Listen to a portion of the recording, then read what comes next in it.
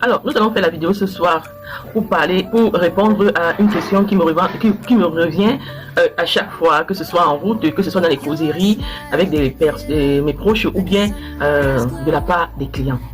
À savoir la différence entre le savon et le gel douche dans les soins corporels, ou bien est-ce qu'on peut avoir dans sa gamme gel douche et savon en même temps, ou bien est-ce que le gel douche est réservé à une catégorie de personnes avec un type de peau. Voilà les questions auxquelles je vais répondre. Déjà, nous allons commencer par la première question. La différence entre le savon et le gel douche. Allez, la différence se situe au niveau de leur pH. Oui, parce que le pH, c'est l'unité qui permet de mesurer le degré de basicité ou bien d'acidité dans un produit. Déjà pour le savon, d'office, son pH se situe toujours à la fin de la formulation, à la fin de la saponification. Son pH est toujours de 9 à montant, jamais bas. Peu importe ce que les gens font souvent quand ils font les mulattos, d'ajouter les acides à l'intérieur, croyant que ça va modifier. Non, ça modifie pas. Parce que si à un moment donné même, le savon devient acide, ça va plus mousser. Voilà. Par contre, nous avons le gel douche qui se situe souvent dans un pH on peut aller même de 3, on peut aller même de 4 à 5 ou 7. Voilà, ça dépend maintenant. Parce que on peut manipuler le gel douche dans l'intervalle de pH qu'on souhaite avoir. Ça dépend maintenant de ce qu'on veut traiter.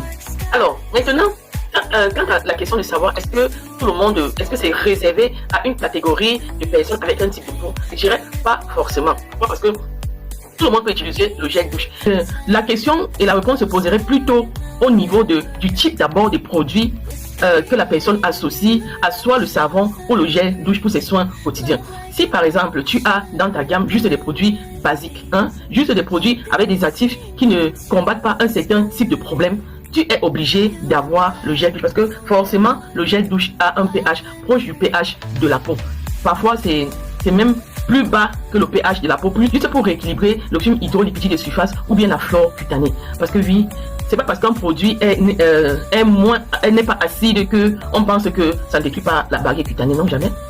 Plus le produit, plus ta gamme est basique, plus tu es exposé à des problèmes de comédon, des problèmes de dermatite, d'eczéma, de plusieurs problèmes parce que les produits que tu utilises n'ont pas un pH proche de ton pH naturel de ta peau.